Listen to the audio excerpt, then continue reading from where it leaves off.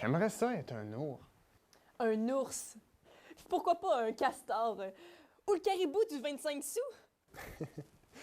Ah, quand je serais tanné, je m'en irais dans ma tanière. Dormir tout l'hiver, se réveiller au printemps. Ça serait vraiment cool. Les immenses territoires forestiers du Québec abritent un gibier abondant. Ce n'est pas par hasard que plusieurs chasseurs et pêcheurs venus de partout parcourent les régions à la recherche d'un beau trophée à rapporter à la maison.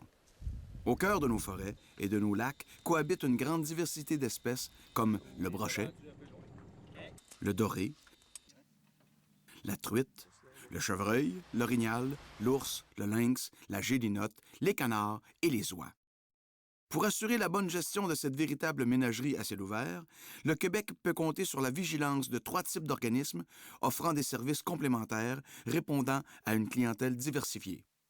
Chez nous, on dénombre 21 réserves fauniques. 4 d'entre elles sont constituées de rivières à saumon qui s'étalent sur plus de 500 km. Les 17 autres sont des territoires forestiers et des lacs couvrant près de 67 000 km², soit plus de 120 fois la superficie de l'île de Montréal. Elles sont administrées par la Société des établissements de plein air du Québec, la CEPAC. Mais qu'est-ce qu'une réserve faunique? Les réserves fauniques, outre la conservation, on va aussi exploiter les ressources, que ce soit la faune, la flore, donc de la pêche, de la chasse, de l'exploitation forestière aussi. On gère tout ça dans un seul but, celui d'offrir à notre clientèle, aux gens, à vous et à moi, un accès libre au territoire et aussi s'assurer à travers les années pour que dans 10 ans, 15 ans, 20 ans, nos enfants, vos enfants puissent y venir et puis encore pêcher du poisson ou encore prélever des arbres. On accueille la clientèle dans des chalets qui ont de l'âge de 50 ans à 100 ans, des beaux chalets de Boiron. C'est un peu ça la CEPAC, c'est d'offrir aux Québécois un accès à notre territoire, à tout le monde et puis pour bien des années encore. Évidemment, la ressource faunique ne se gère pas d'elle-même. On a des quotas de prélèvement pour ce qui est de la pêche, de la chasse. Ce qui me procure le plus grand plaisir, c'est de voir des gens ressortir de la réserve faunique heureux et surpris de ce qu'ils ont retrouvé. Surtout quand on voit les yeux émerveillés de petits-enfants avec une truite longue comme ça.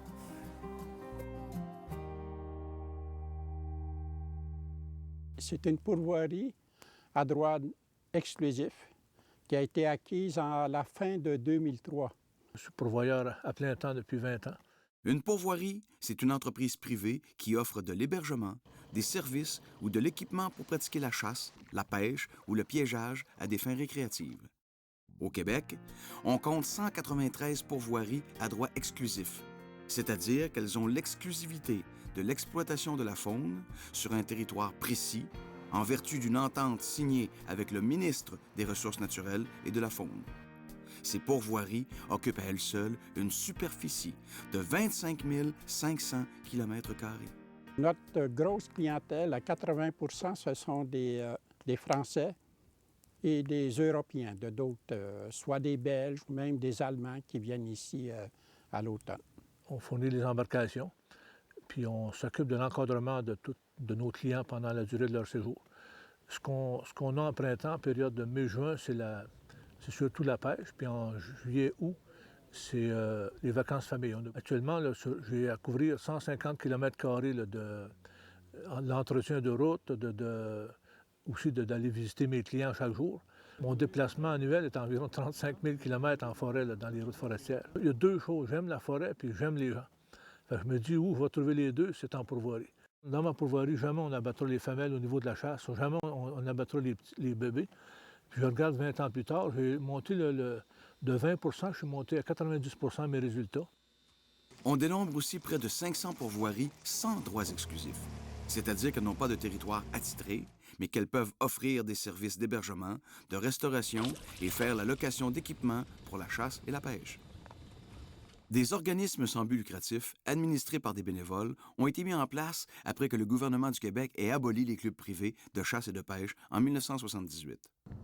Contrairement aux réserves de chasse et de pêche et aux pourvoiries, où seules les habitations servant au service à la clientèle sont acceptées, les zones d'exploitation contrôlées, qu'on appelle aussi les ZEC, se distinguent par le fait qu'elles sont habitées par des propriétaires de chalets. Ces derniers sont membres de la ZEC et contribuent financièrement à son bon fonctionnement. En tout, le territoire québécois compte 86 ZEC. 63 d'entre elles sont reconnues pour la chasse et la pêche, 22 pour la pêche au saumon et 1 pour la sauvagine. Les ZEC couvrent une superficie de 47 000 km² de forêt et 1650 km de rivières à saumon. Je suis le président de l'Association Nature Incorporée. L'Association Nature Incorporée, c'est l'entité légale qui a la gestion d'un territoire qui s'appelle la ZEC Chapeau-de-Paille. La clientèle, je dirais, c'est monsieur, madame, tout le monde.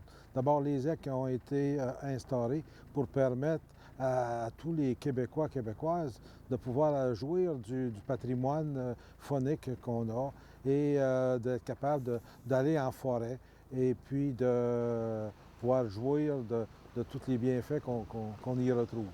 On est rendu maintenant là, tout près de 25 à 28 lacs de travailler, d'aménager, de restaurer.